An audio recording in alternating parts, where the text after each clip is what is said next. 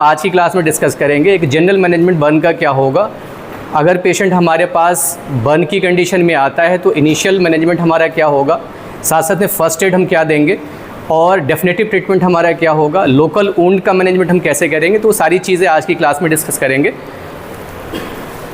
तो अगर हम बात करें कि फ़र्स्ट एड क्या होगा, सपोज़ करिए आप मेडिकल प्रोफेशन से नहीं है पर आप घर पे प्रेजेंट है और कोई ऐसा विक्टिम है जो अभी रिसेंटली बर्न हुआ है। ऐसी कंडीशन में आपका इनिशियल मैनेजमेंट या फर्स्ट एड क्या होगा।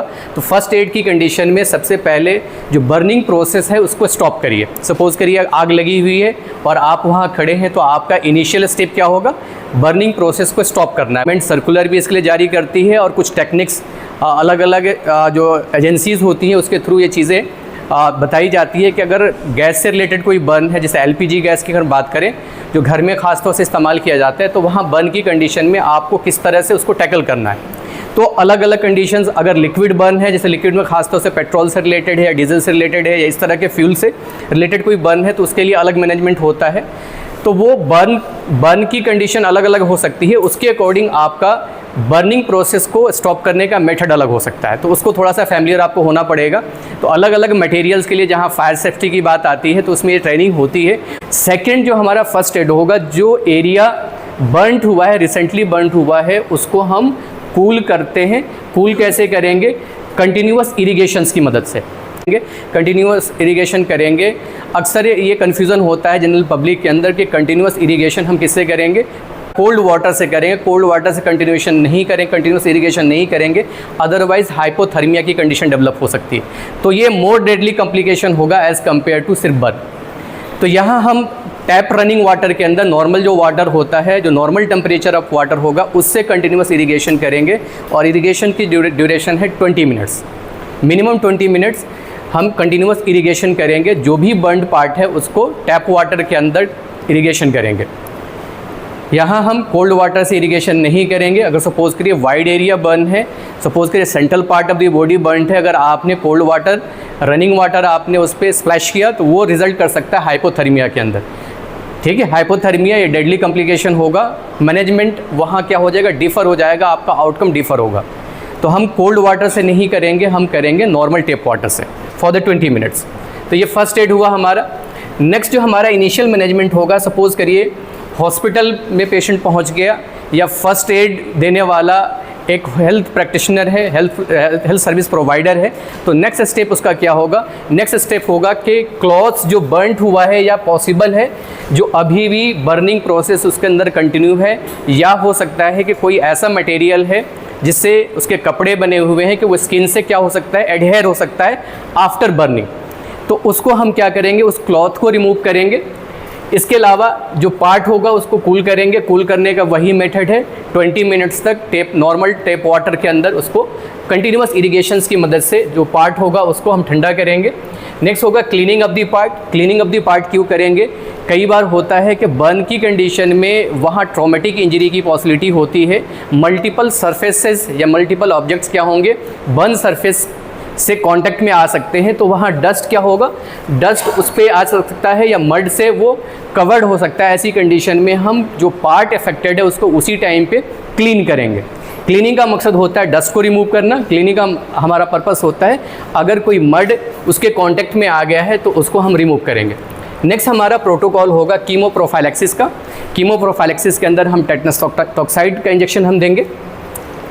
नेक्स्ट जो होगा हम एंटीबायोटिक थेरेपी हम स्टार्ट करेंगे और लोकल एंटीसेप्टिक सॉल्यूशन। जब आपने ऊंड की क्लीनिंग कर ली तो ऊंड सरफेस को एज इट इज़ आप एक्सपोज नहीं करोगे, एज सच नहीं छोड़ोगे, आप उस ऊंड सरफेस को एंटीसेप्टिक सॉल्यूशन से कवर करोगे।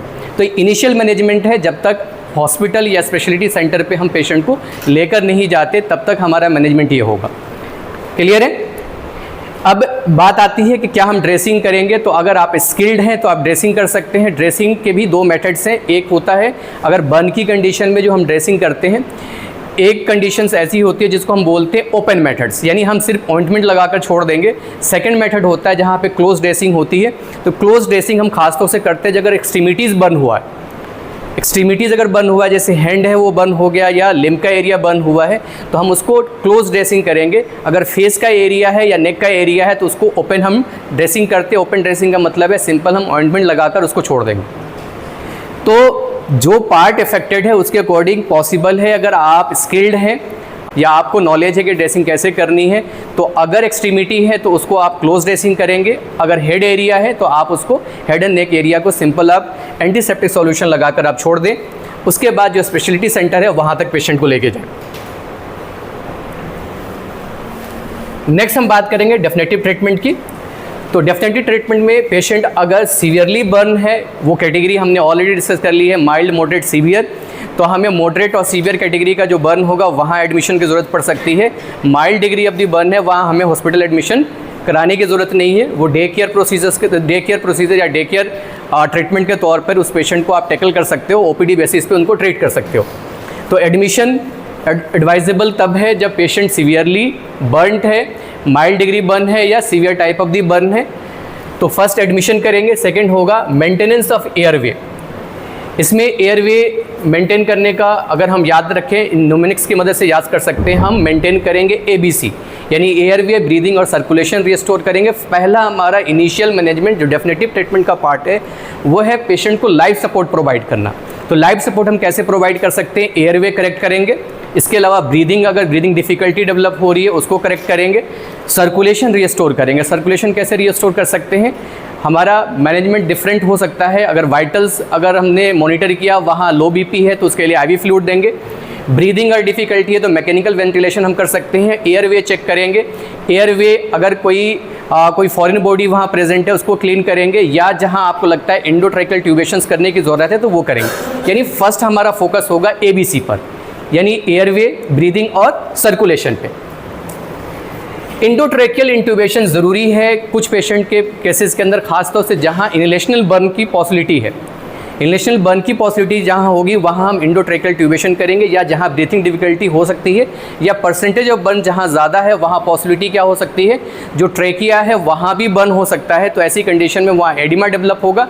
तो रिसेंट सपोज करिए अभी पेशेंट को ब्रीदिंग डिफिकल्टी नहीं है, पर जब एडिमा एस्टेब्लिश हो जाएगा, लैरिंजियल एडिमा खासतौर से अगर या इंडोट्रैकियल एरिया के अंदर एडिमा एस्टेब्लिश हो जाएगा तो वहाँ ब्रीदिंग डिफिकल्टी पॉसिबल है। अगर आपने इनिशियल मैनेजमेंट के तौर पर इंडोट्रैकियल इंट्यूबेशन नहीं किया तो लेट प्रोसीजर के तौर पर अगर इंट्यूबेशन करेंगे तो वहाँ डिफ़िकल्टी हो सकती है। क्यों डिफ़िकल्टी होगी? उसके पीछे रीज़न ये है कि एडिमा एस्टेब्लिश हो चुका होगा, तो वहाँ नर्विंग हो जाएगी। नर्विंग होने की कंडीशन में आपका इंट्यूबेशन डिफ़िकल्ट हो सकता है। तो हम परसेंटेज ऑफ बर्न को एसेस करते हुए हम उसी टाइम पर डिसाइड करते हैं कि यहाँ हमें लाइफ सपोर्ट के तौर पर इंडोट्रैकियल इंट्यूबेशन करना है या नहीं करना है। तो severity of the burn, site of the burn, उसके बिहाफ पे हम डिसाइड करेंगे कि इंडोट्रैकियल इंट्यूबेशन करना है या नहीं करना है, या पेशेंट की जो फिजिकल फाइंडिंग है उसके बिहाफ पे हम डिसाइड करेंगे कि हम इंडोट्रैकियल इंट्यूबेशन करना है या नहीं करना है। तो फिजिकल फाइंडिंग क्या हो सकती है? पेशेंट अगर रेस्पिरेटरी डिस्ट्रेस के साथ आ रहा है, या वहाँ अगर आपने पल्स ऑक्सीमीटर की मदद से आपने उसका सैचुरेशन लेवल चेक किया, वहाँ सैचुरेशन ड्रॉप कर रहा है, या आप देख रहे हैं कि पेशेंट का जो फेशियल एरिया है वो बर्न हुआ है, या कोई फ्लेम बर्न है या क्लोज कंपार्टमेंट बर्न है, तो ऐसी कंडीशन में आपको इंडोट्रैकियल इंट्यूबेशन मस्ट है कि वहाँ लाइफ सपोर्ट की ज़रूरत पड़ सकती है, यानी इनहेलेशनल या मैकेनिकल वेंटिलेशन की ज़रूरत पड़ सकती है। तो ऐसी कंडीशन में हम प्रीवियसली प्रिकॉशन के तौर पर इंडोट्रैकियल इंट्यूबेशन कर देते हैं। ठीक है। यहाँ एक चीज़ और है कि जब भी इंडोट्रैकियल इंट्यूबेशन हम करते हैं तो जो हमारा जो ओरल कैविटी के जो रिफ्लेक्सेस हैं, जिसे गैग रिफ्लेक्स कहते हैं, या ट्रैकियल एरिया के अंदर जो रिफ्लेक्सेस हैं उनको सप्रेस करने के लिए, या जो बक्कल एरिया के जो मसल्स हैं उनको हम पैरालाइज करते हैं। नॉर्मल अगर कंडीशन में अगर इस तरह इंट्यूबेट करोगे तो पॉसिबल नहीं है, तो हम सक्सिनाइल कोलिन बेसिकली ये फार्माकोलॉजिकल ड्रग है जो खास तौर से मसल पैरालिसिस कॉज करता है, यानी मसल, अगर इसकी हम बात करें मसल रिलैक्सेंट भी है, तो ये फॉर द टाइम बिंग जैसे ही आप पेशेंट को इंजेक्ट करोगे वहाँ मसल्स क्या हो जाएगी, पैरालाइज हो जाएगी। पैरालाइज होने के बाद आप कंफर्टेबली आप इंट्यूबेट कर पाते हैं। तो बर्न की कंडीशन में सक्सिनाइल कोलिन हम नहीं देते, उसका जो रिप्लेसमेंट हो सकता है, रिप्लेसमेंट ड्रग के तौर पे दो अदर ड्रग हम चूज़ कर सकते हैं, पर सक्सिनाइल कोलिन हम नहीं देते। नॉर्मल कंडीशन में जब भी हम इंट्यूबेशन करते हैं तो मसल रिलैक्सेंट के तौर पर हम सक्सिनाइल कोलिन का इस्तेमाल करते हैं। इससे पहले प्री ऑक्सीजनेशन होता है, तो जब भी हम इंडोट्रैकियल इंट्यूबेशन करते हैं मिनिमम 3 मिनट तक हम प्री ऑक्सीजनेशन करते हैं, प्री ऑक्सीजनेशन करने का मतलब ये होता है कि जो भी लंग्स के अंदर स्पेस है उसको हम रिप्लेस कर दें 100% ऑक्सीजन से। तो जब भी हम प्री ऑक्सीजनेशन करते हैं वह 100% ऑक्सीजन से हम पेशेंट को मास्क की मदद से हम पेशेंट को हम ऑक्सीजन पे रखते हैं मिनिमम 3 मिनट्स तक। इंट्यूबेट कर रहे हैं पेशेंट को, उससे पहले आपने मसल्स को पैरालाइज कर दिया। मसल्स को पैरालाइज किया तो सारी जो मसल्स होती है बॉडी की वो पैरालाइज हो जाती है। इसमें रेस्पिरेटरी मसल्स भी है, रेस्पिरेटरी एक्सपायरेटरी मसल्स हैं, इंस्पायरेटरी मसल्स हैं, इवन डायफ्राम भी पैरालाइज हो जाता है। तो ऐसी कंडीशन में हाइपोक्सिक डेथ होने की पॉसिबिलिटी होती है। इसको ओवरकम करने के लिए हम प्री ऑक्सीजनेट करते हैं। तो 3 मिनट तक मिनिमम हम प्री ऑक्सीजनेशन करते हैं। उससे पहले कुछ इससे रिलेटेड मेडिकेशंस हैं जिसमें एंटीएमेटिक्स देते हैं, वो हमें देना होता है, या पेशेंट को हमें एनपीओ रखना होता है मिनिमम। उसके बाद वाइटल्स हम चेक करते हैं। तो ओवरऑल ये सारा प्रोसीजर जो हमारा होता है प्री मेडिकेशंस को ध्यान में रखते हुए उसके बाद हम सक्सेनाइल कोलिन देते हैं नॉर्मल कंडीशन में। पर बर्न की कंडीशन में हम सक्सेनाइल कोलिन नहीं इस्तेमाल करेंगे। उससे पहले भी एक और प्रोसेस होता है जिसको कहते हैं इंडक्शन। इंडक्शन हमारा मकसद होता है पेशेंट को क्या उसकी कॉन्शियस लेवल को ज़ीरो करना, या हम ये कह सकते हैं कि उसकी कॉन्शियस लेवल होता है उसको हम लोअर डाउन कर देते हैं। तो इस मेथड को हम बोलते हैं इंडक्शन। यानी एनेस्थीसिया देने से पहले, खासतौर से जहाँ जनरल एनेस्थीसिया देना होता है तो वो उससे पहले हम इंडक्शन करते हैं। इंडक्शन अलग अलग ड्रग से कर सकते हैं। जो कॉमनली यूज ड्रग्स है वो है प्रोपोफॉल इंजेक्ट करते हैं 10 ml अगर ख़ास तौर से अगर पेशेंट एडल्ट है। अदरवाइज़ हम बॉडी वेट के अकॉर्डिंग हम इंडक्शंस के लिए जो एजेंट इस्तेमाल करते हैं उनको इस्तेमाल किया जाता है, उनको कैलकुलेट करके हम इंजेक्ट करते हैं। तो सबसे पहले हम पेशेंट को हम क्या करेंगे, इंड्यूस करेंगे। इंडक्शंस का मतलब है पेशेंट को हम उसकी कॉन्शियस लेवल को ज़ीरो करते हैं। यानी पेशेंट को हम जनरल एनेस्थीसिया के तौर पे जो आईवी एनेस्थेटिक एजेंट हो सकता है उसका इस्तेमाल करते हैं, जिससे पेशेंट क्या होता है उसका जो कॉन्शियस लेवल होता है वो लोअर डाउन हो जाता है, यानी पेशेंट बेहोश होता है। उसके बाद हम मसल पैरालाइज करते हैं। मसल पैरालाइज करने के लिए हम क्या देंगे, सक्सेनाइल कोलिन देते हैं नॉर्मल कंडीशन में, पर बर्न की कंडीशन में हम सक्सेनाइल कोलिन नहीं देंगे। नेक्स्ट हम बात करेंगे कि इसी पार्ट के अंदर हम परसेंटेज ऑफ बर्न असेस करते हैं, डिग्री ऑफ बर्न असेस करते हैं, टाइप ऑफ बर्न असेस करेंगे। उसके बाद पेशेंट को हम क्लीन इन्वायरमेंट के अंदर रखेंगे। सेडेशन ज़रूरी है जब खास तौर से सुपरफिशियल बर्न है। सपोज करिए कहीं फुल थिकनेस बर्न है और कहीं सुपरफिशियल बर्न है, तो ऐसी कंडीशन में पेशेंट को पेन ज़्यादा होगा। तो पेन को प्रिवेंट करने के लिए हम पेशेंट को सेडेट करते हैं या एनाल्जेसिक एजेंट्स का इस्तेमाल करके हम पेशेंट को काम एंड कंपोज कर सकते हैं। पेशेंट को हम जो पेन का लेवल है उसको हम लोअर डाउन कर सकते हैं। तो यहाँ सेडेशन पे हमारा फोकस होता है। अगर पेशेंट बहुत ज़्यादा पेन की कंडीशन में है तो उसको सेडेट कर सकते हैं या सूटेबल एनाल्जेसिस का इस्तेमाल कर सकते हैं। नेक्स्ट हम बात करेंगे इंडिकेशन ऑफ एडमिशन, जो हमने इससे पहले शुरू में डिस्कस किया था कि हम एडमिशन कब करेंगे। तो एडमिशन के लिए कुछ कंडीशंस है जिसको हमें ध्यान में रखना है। फर्स्ट है कि मॉडरेट डिग्री बर्न है, यहाँ एडमिशन करेंगे पेशेंट का, एडमिशन ज़रूरी है, यानी वहाँ लाइफ सपोर्ट ज़रूरी है, हॉस्पिटल केयर ज़रूरी है। सेकंड है सीवियर बर्न है, तो यहाँ हम पेशेंट को हॉस्पिटलाइज करेंगे। तो फर्स्ट है मॉडरेट डिग्री बर्न, वो ऑलरेडी हमने डिस्कस कर लिया है कि कैसे डिसाइड करेंगे मॉडरेट डिग्री बर्न है या सीवियर डिग्री बर्न है। तो मॉडरेट बर्न है तो हम हॉस्पिटलाइज करेंगे, सीवियर बर्न है तो हॉस्पिटलाइज करेंगे, एयरवे बर्न हुआ है तब हम पेशेंट को हॉस्पिटलाइज करेंगे। एक्सट्रीम ऑफ द एज के अंदर, यानी विक्टिम क्या है, उसकी एज या तो बच्चा है या एल्डरली पीपल है, तो यहाँ हम पेशेंट को हॉस्पिटलाइज करेंगे। ठीक है, ऐसे ही इलेक्ट्रिकल बर्न हुआ है तो पेशेंट को हॉस्पिटलाइज करेंगे। अगर केमिकल बर्न हुआ है तब भी पेशेंट को हॉस्पिटलाइज करेंगे। तो रफली ये कुछ इंडिकेशंस हैं जिसमें हम पेशेंट को हॉस्पिटलाइज करते हैं। नेक्स्ट हम बात करेंगे डेफिनेटिव ट्रीटमेंट क्या होगा। तो इनिशियल मैनेजमेंट के बाद हमारा ट्रीटमेंट आता है डेफिनेटिव ट्रीटमेंट। इसमें पेशेंट को आपने एडमिट कर लिया है, और एडमिट कहाँ करेंगे, बर्न यूनिट। तो हर हॉस्पिटल के अंदर या जहाँ स्पेशलिटी सेंटर है वहाँ अलग से बर्न का वार्ड अलग से होता है।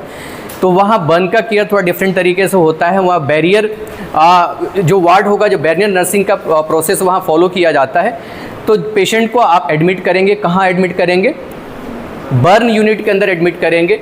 और आइडियली यहाँ पे एयर कंडीशंस इंस्टॉल्ड होना चाहिए ताकि टेम्परेचर को रेगुलेट कर सकें आप। ठीक है, बैरियर नर्सिंग यानी जो नर्सिंग स्टाफ होगा सिर्फ वहीं केयर करेगा, किसी अदर हॉस्पिटल्स के एरिया के अंदर उनकी ड्यूटीज़ नहीं लगाई जाती कि यहाँ न्यूमोकोकल इन्फेक्शंस या हॉस्पिटल एक्वायर्ड इन्फेक्शन के चांसेस ज़्यादा होते हैं। इसी वजह से जब भी हम बर्न यूनिट की अगर हम बात करें तो वहाँ कुछ चीज़ें ध्यान में रखनी होती है जिसमें बैरियर नर्सिंग भी है। स्टाइल क्लॉथ्स हो, यानी पेशेंट को जो आपने गाउन दिया है वो स्टाइल हो। ऐसे ही बेडशीट क्या होनी चाहिए, वो भी स्टाइल होनी चाहिए। और पोस्ट केयर के अंदर ये ध्यान रखिए कि जो भी आप प्रोसीजर्स कर रहे हैं, चाहे वुंड ड्रेसिंग है या पेशेंट से रिलेटेड कोई और प्रोसीजर कर रहे हैं, वहाँ सारे असेप्टिक मेजर्स लिए जाएं, असेप्टिक प्रिकॉशंस का ध्यान रखा जाए उसके अंदर। नेक्स्ट हम जो पार्ट आता है जहाँ हॉस्पिटल ट्रीटमेंट जहाँ हम बात कर रहे हैं, जहाँ पे हम डेफिनेटिव ट्रीटमेंट की बात कर रही हैं, वो है फ्लूइड रिप्लेसमेंट। तो फ्लूइड रिप्लेसमेंट आसान नहीं है, खासतौर से बर्न की कंडीशन में, तो उसके लिए डिफरेंट फार्मूलाज दिए गए हैं। तो अलग अलग कंडीशंस के लिए फार्मूलाज दिए गए हैं, उसको आप फॉलो कर सकते हैं ऐसे पेशेंट्स को मैनेज करने के लिए जहाँ सीवियरली इल पेशेंट है, यानी सीवियरली बर्न पेशेंट है, जहाँ सीवियरिटी ज़्यादा है।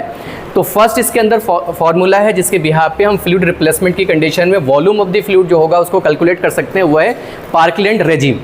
तो पार्कलैंड रेजिम के अकॉर्डिंग जो फ्लूइड रिप्लेसमेंट होगा 4 ml पर percentage of burn per kg body wait 24 our के लिए। यानी सबसे पहले हम इस तरह से सपोज करिए कोई पेशेंट है जो 50 kg का पेशेंट है और परसेंटेज ऑफ बर्न क्या है, परसेंटेज ऑफ बर्न 30% है, ठीक है। तो हम जो वॉल्यूम कैलकुलेट करेंगे वो बेसिकली कैलकुलेट कैसे करेंगे, 4 ml पर परसेंटेज ऑफ बर्न, तो 4 ml यानी 4 ml multiplied by 30% multiplied by 50, ठीक है। तो 120 मल्टीप्लाइड बाई 50, 600 ml। 600 ml आपका फ्लूइड वॉल्यूम आया। 40 multiplied by 4 multiplied by 30, 120 multiplied by 50, तो 600 ml हमारा वॉल्यूम होगा। इस 600 ml को हम फर्स्ट 8 आवर के अंदर, यानी इसका जो हाफ वॉल्यूम होगा हम किस पे देंगे, फर्स्ट 8 आवर के अंदर देंगे। यानी 600 ml का 300 ml हम क्या देंगे, फर्स्ट 8 आवर के अंदर हमें इन्फ्यूज़ करना है। नेक्स्ट जो होगा 300 ml हम कहाँ इन्फ्यूज़ करेंगे, नेक्स्ट 16 आवर्स के अंदर। तो ये 24 आवर यानी इनिशियल 24 आवर फ्लूइड रिप्लेसमेंट जो हमें करना है, हम उसको कैलकुलेट करते हैं 4 ml per percent of burn per kg body weight for 24 hour. अगर हम फार्मूला को या परसेंटेज ऑफ बर्न को ध्यान में नहीं रखेंगे तो फ्लूइड ओवरलोड के चांसेस बढ़ जाते हैं या हाइपोवॉल्यूमिया की कंडीशन डेवलप हो सकती है, यानी पेशेंट डिहाइड्रेटेड भी हो सकता है। तो दोनों ही कॉम्प्लिकेटेड है। अगर हाइपोवॉल्यूमिया डेवलप हो रहा है यानी डिहाइड्रेशन की कंडीशन डेवलप हो रही है तो वो भी बेहतर नहीं है। अगर हाइपर इन्फ्यूज़न हो जाता है तो वो भी CHF की कंडीशन में रिजल्ट कर सकता है। तो दोनों को ध्यान में रखने के लिए इन फार्मूलाज का हम इस्तेमाल करते हैं। नेक्स्ट हम बात करें जो सेकेंड फार्मूला है जिसके बिहाफ पे हम कैलकुलेट कर सकते हैं, वो है मूर एंड बार्कले रेजिम। यहाँ खास तौर से कोलॉइडल सॉल्यूशंस के लिए, और यहाँ जो कोलॉइडल सॉल्यूशन हमारा इन्फ्यूज़न होता है 12 से लेकर 24 आवर तक, इसमें जो फार्मूला है इसके बिहाफ पे percentage of the burn multiplied by body weight in KG divided by 2। इस फार्मूला के बाद जो वॉल्यूम निकलेगा उसको बोलते हैं 1 रेशन। इसको क्या बोलेंगे, 1 रेशन। अगर हम परसेंटेज ऑफ बर्न की बात कर लें, 30% बर्न है और बॉडी वेट कितना है, 50 kg है, तो जो हमारा वॉल्यूम निकला 1500 ml डिवाइडेड बाई 2, यहाँ 700 ml हमारा फ्लूइड आया। 700 ml 1 रेशन होगा। 700 ml क्या होगा, 1 रेशन। तो 1 रेशन ये वॉल्यूम निकला, यानी 3 रेशन हम देंगे फर्स्ट 12 आवर के अंदर। यानी 700 मल्टीप्लाइड बाई 3, 2100 ml हम देंगे फर्स्ट 12 आवर के अंदर। ये इन्फ्यूज़न हमारा होगा। सेकेंड रेशन जो होगा यानी 2 रेशन हम देंगे नेक्स्ट 12 आवर के अंदर, यानी सेकेंड 12 आवर के अंदर। तो यानी हम 1400 ml देंगे नेक्स्ट 12 आवर के अंदर। ऐसे ही 1 रेशन देंगे नेक्स्ट 12 आवर के अंदर, यानी इस 12 आवर के बाद जो नेक्स्ट 12 आवर होगा वहाँ हम 1 रेशन देंगे, यानी 700 ml हम फ्लूइड रिप्लेसमेंट करेंगे। तो इस तरह से हम फ्लूइड रिप्लेसमेंट करते हैं और इस फार्मूला का इस्तेमाल करके हम फ्लूइड रिप्लेसमेंट कर सकते हैं। एक और फार्मूला है जो खास तौर से हम पीडियाट्रिक पेशेंट के लिए इस्तेमाल करते हैं, वो फार्मूला है गैल्वेस्टन रेजिम है। गैल्वेस्टन रेजिम खास तौर से बर्न की कंडीशन में पीडियाट्रिक पेशेंट्स में जहाँ फ्लूइड रिप्लेसमेंट होता है, इस फार्मूला के इस्तेमाल से हम वॉल्यूम कैलकुलेट करते हैं। नेक्स्ट जो फार्मूला है वो मॉडिफाइड ब्रूक फार्मूला है। ये खास तौर से इसमें डिवाइड करते हैं हम फ्लूइड रिप्लेसमेंट को फर्स्ट 24 आवर के अंदर और सेकेंड 24 आवर के अंदर। फर्स्ट 24 आवर के अंदर जो हमारा फ्लूइड इन्फ्यूज़न होगा उसमें हम कोलॉइडल सॉल्यूशन इस्तेमाल नहीं करते। 2 तरह के फ्लूइड IV फ्लूइड सॉल्यूशंस हैं, एक है क्रिस्टोलाइडल सॉल्यूशन, दूसरा है कोलोइडल सॉल्यूशन। तो बर्न की कंडीशन में फर्स्ट 24 आवर के अंदर हम कोलोइडल सॉल्यूशन नहीं देते, जिसमें हिमैक्सिल है, जिलेटिन है, इस तरह के मटेरियल्स हैं, उनका इस्तेमाल, इस तरह के IV फ्लूइड्स हैं, उनका इस्तेमाल नहीं करते। सेकेंड 24 आवर के अंदर हम इसमें क्रिस्टोलाइडल सॉल्यूशन भी इस्तेमाल कर सकते हैं और कोलोइडल सॉल्यूशन भी इस्तेमाल कर सकते हैं। तो फर्स्ट 24 आवर के अंदर मॉडिफाइड ब्रूक फार्मूला के अकॉर्डिंग जो हम वॉल्यूम कैलकुलेट करेंगे, RL खास तौर से जो क्रिस्टोलाइडल सॉल्यूशन है यानी रिनल लैक्टेट हम देते हैं, तो ये हम कैसे इसका वॉल्यूम कैलकुलेट करेंगे जो हम इन्फ्यूज़ करना है, वो होगा 4 ml पर kg पर % of burn in 24। Urine output को मॉनिटर करना, मिनिमम यूरिन आउटपुट जहां एनुरिया की कंडीशन डेवलप नहीं हो रही है, हम 50 ml पर आवर के हिसाब से कैलकुलेट करते हैं। तो क्रिस्टोलाइडल सॉल्यूशन हम जब देते हैं तो यहाँ पे ये भी ध्यान रखना होता है कि यूरिन आउटपुट एडिक्वेट हो।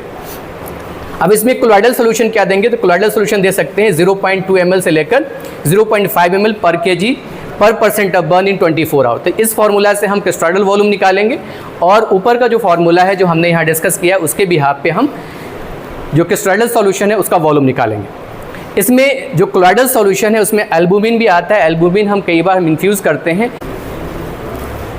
इवान फार्मूला है, इसके बिहाफ पे भी हम दो तरह से कैलकुलेट करते हैं, फर्स्ट 24 आवर के अंदर और नेक्स्ट 24 आवर के अंदर। फर्स्ट 24 आवर के अंदर हम नॉर्मल सलाइन इन्फ्यूज़ करेंगे। इसके लिए जो फार्मूला है 1 ml पर kg पर % ऑफ बर्न के हिसाब से हम नॉर्मल सलाइन का वॉल्यूम कैलकुलेट करेंगे। कोलोइडल सॉल्यूशन अगर हमें देना है फर्स्ट 24 आवर के अंदर, यानी A1 फार्मूला के अंदर दोनों चीज़ें हैं। इसमें हम क्रिस्टोलाइडल सॉल्यूशन भी एक साथ देंगे और कोलोइडल सॉल्यूशन भी देंगे। तो इसमें जो हमारा क्रिस्टोलाइडल वॉल्यूम कैलकुलेट होगा वो इस फार्मूला से कैलकुलेट होगा। कोलोइडल वॉल्यूम कैलकुलेट करेंगे 1 ml पर kg पर % ऑफ बर्न। सेकंड जो फार्मूला है खासतौर से नेक्स्ट 24 आवर के लिए, इसमें हाफ वॉल्यूम जो होगा हम कहाँ देंगे, नेक्स्ट 24 आवर के अंदर। फ्लूइड जो यूज़ होता है खासतौर से बर्न की कंडीशन में, उसमें सबसे आइडियल सॉल्यूशन है रिंगर लैक्टेट, जिसे RL कहते हैं। इसको हार्टमैन सॉल्यूशन भी कहा जाता है। प्लाज्मा हम दे सकते हैं। रिंगर लैक्टेट की बात करें तो ये फ्लूइड ऑफ चॉइस है बर्न की कंडीशन में। ब्लड ट्रांसफ्यूजन हम कर सकते हैं आफ्टर 48 आवर। तो ये ऑलरेडी हमने डिस्कस कर लिया कि फर्स्ट 24 आवर के अंदर आइडियली हमें क्रिस्टोलाइडल सॉल्यूशन देना होता है, हम इसमें कोलोइडल सॉल्यूशन नहीं देते। यहाँ पे डेफिनेटिव ट्रीटमेंट में जो हमने डिस्कस किया था कि हम क्रिस्टोलाइडल सॉल्यूशन देते हैं, वहाँ आइडियली ध्यान रखते हैं कि यूरिन आउटपुट नॉर्मल होना चाहिए। नॉर्मल यूरिन आउटपुट है 30 ml से लेकर 50 ml पर आवर। तो पर आवर के बिहाफ पे हम यूरिन आउटपुट मॉनिटर करेंगे। अगर यूरिन आउटपुट कम है तो हम क्रिस्टोलाइडल सॉल्यूशन का इन्फ्यूज़न बढ़ाएंगे। अगर यूरिन आउटपुट एडिक्वेट है तो हम उसको मॉनिटर डोज के अंदर जो चीज़ हमने डिस्कस करी है उसको फॉलो करेंगे।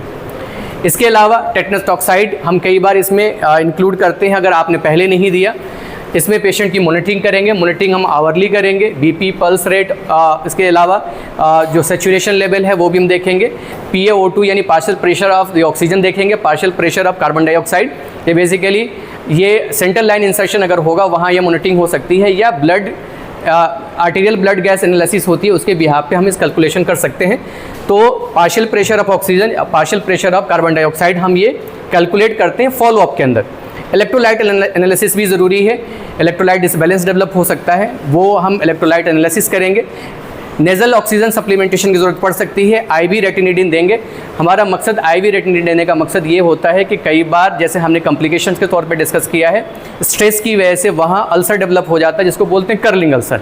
तो अल्सर को प्रिवेंट करने के लिए हम PPI या सिंपल आप H2 ब्लॉकर, H3 ब्लॉकर आप दे सकते हैं, जिसमें IV रेटिनिडिन दे सकते हैं, या पेंटाप्रोजोल इंजेक्शंस वगैरह आप दे सकते हैं। गैस्ट्रिक डिस्टेंशन है, ऐसी कंडीशन में राइल्स ट्यूब इंसर्शन करेंगे, खासतौर से एस्पिरेशन के लिए। और फीडिंग सपोज करिए अगर पेशेंट जो ओरल एरिया अगर बर्न्ड है, ऐसी कंडीशन में आपको फीडिंग देनी है तो आप एंट्रल फीडिंग दे सकते हैं। और ख़ास तौर से 15% से ज़्यादा बर्न है, ऐसी कंडीशन में ओरल और फेस एरिया का बर्न है, तो ऐसी कंडीशन में आपको राइल्स ट्यूब इंसर्शन की ज़रूरत पड़ सकती है। आप ओरल फीडिंग नहीं करा सकते। एंटीबायोटिक में आप पेनिसिलिन दे सकते हैं, एमिनोग्लाइकोसाइड दे सकते हैं, सेफलोस्पोरिन ड्रग दे सकते हैं, या मेट्रोनिडाजोल दे सकते हैं। या कल्चर के अकॉर्डिंग जो रिपोर्ट आई है, सपोज करिए लेट स्टेज के अंदर आपको एंटीबायोटिक देनी है या चेंज करना है, ऐसी कंडीशन में आप कल्चर करा लेंगे, स्वैब कल्चर कराएंगे। उसके अंदर जो एंटीबायोटिक सेंसिटिव होगी या जो ऑर्गेनिज्म आइडेंटिफाई होगा उसके अकॉर्डिंग जो सुटेबल एंटीबायोटिक होगा उसको प्रिस्क्राइब करेंगे। तो यही हमने डिस्कस किया कि सपोज करिए लेट स्टेज के अंदर आप एंटीबायोटिक प्रिस्क्राइब करना चाह रहे हैं या आप जो रिजल्ट एक्सपेक्ट कर रहे हैं वो रिजल्ट नहीं आ रहा है, तो आप बेहतर यही है कि आप कल्चर एंड सेंसिटिविटी करा लें। कल्चर सेंसिटिविटी के बाद जो रिपोर्ट्स आती है उसमें जो एंटीबायोटिक सूटेबल है, जो ज़्यादा सेंसिटिव है वो एंटीबायोटिक आप प्रिस्क्राइब कर सकते हैं। फॉलोअप के अंदर CBC कराएं। CBC बेसिकली इसमें हम ध्यान रखते हैं खासतौर से टोटल वाइट सेल काउंट हम देखेंगे, प्लेटलेट काउंट देखेंगे। प्लेटलेट काउंट बढ़ रहा है, ये डिप्लीट हो रहा है, या टोटल वाइट सेल काउंट जो है वो बढ़ रहा है, तो ये खासतौर से जो सेप्टिसीमिया की कंडीशन है उसको इंडिकेट करता है, तो ये भी हम ध्यान रखेंगे। जहाँ टेकेस्टोमी की गई है वहाँ ये भी हम ध्यान रखते हैं कि ओरल कैविटी जहाँ अगर बर्न है, जैसे हमने शुरू में डिस्कस किया था, टेकेस्टोमी की गई है, ख़ासतौर से जहाँ ओरल एरिया या नेक एरिया का बर्न है, तो एयरवे मेंटेन करने के लिए ये हम करते हैं। टोटल पारेंटल न्यूट्रिशन की ज़रूरत पड़ सकती है। टोटल पारेंटल न्यूट्रिशन के अंदर हम इजली जो ऑब्जर्वेबल फॉर्म ऑफ दी हो सकता है वो हम इस्तेमाल करते हैं। इसमें अमीनो एसिड का इस्तेमाल करते हैं, या कार्बोहाइड्रेट या लिपिड बेस्ड या वाइटामिन बेस्ड जो हम सप्लीमेंटेशन हो सकता है। हम टोटल पारेंटल न्यूट्रिशन जब कहते हैं इसका मतलब हमें IV फ्लूइड के फॉर्म में ही यहाँ पे इन्फ्यूज़न दिया जाएगा। तो जैसे हम IV फ्लूइड देते हैं वैसे ही यहाँ इन्फ्यूज़न दिया जाता है, या सेंट्रल लाइन की मदद से ये इन्फ्यूज़न दिया जाता है। पर क्रिस्टलाइडल सॉल्यूशन और टोटल पारेंटल न्यूट्रिशन में फ़र्क ये है कि वहाँ जो हम इस्तेमाल कर रहे हैं वो विनरल बेस्ड होता है, यहाँ अमीनो एसिड बेस्ड जो हम सप्लीमेंटेशन करते हैं। ट्रेकियोस्टोमी की ज़रूरत पड़ सकती है, इंट्यूबेशन की ज़रूरत पड़ सकती है, इंटेंसिव नर्सिंग केयर की ज़रूरत पड़ सकती है, इसका भी ध्यान रखेंगे। लोकल मैनेजमेंट में हम क्या करेंगे, लोकल मैनेजमेंट के अंदर डिफरेंट तरह की ड्रेसिंग की जाती है, जिसमें पैराफिन गॉज से ड्रेसिंग की जा सकती है या हाइड्रोक्लोराइडल ड्रेसिंग की जा सकती है। प्लास्टिक फिल्म भी कई बार इस्तेमाल किया जाता है। वैसलिन इम्प्रेगमेंटेड गॉज होता है, उसका इस्तेमाल हम कर सकते हैं। बेसिकली कई बार अगर आपने ड्रेसिंग नॉर्मल गॉज पीस से कर दी तो वो एडहेयर हो जाता है उन सरफेस से, और जब आप ड्रेसिंग करने के लिए जाओगे तो बहुत पेनफुल होता है। तो ऐसी कंडीशन में पेशेंट को सेडेट करने की ज़रूरत पड़ सकती है। इसको ओवरकम करने के लिए आइडियली बैक्टीग्रास या वैसलिन इम्प्रेगमेंटेड गॉज पीस आता है, उससे ड्रेसिंग की जाती है, जिसके अंदर वैसलिन लगा होता है, वो जो उन सरफेस से उससे एडहेयर नहीं होता, तो इसको ईजिली चेंज करना आसान होता है। ऐसे ही फिनेस्ट्रेटेड सिलिकॉन सीड्स का इस्तेमाल किया जा सकता है, या बायोलॉजिकल ड्रेसिंग का इस्तेमाल कर सकते हैं, जिसमें एमनियोटिक मेम्ब्रेन का इस्तेमाल किया जा सकता है, या सिंथेटिक बायोब्रेन है उसका इस्तेमाल कर सकते हैं। जो लोकल मेथड्स है जहां हम ड्रेसिंग करते हैं उसके दो मेथड्स ऑलरेडी हमने पहले डिस्कस किया था, open methods and close method. Open methods करेंगे खासतौर से अगर बर्न किस एरिया के अंदर है, फेस में है, हेड है या नेक में है। क्लोज मेथड करेंगे खासतौर से अगर एक्सट्रीमिटीज़ अगर बर्न हुआ है, यानी जो पार्ट अफेक्टेड है वो एक्सट्रीमिटीज़ है।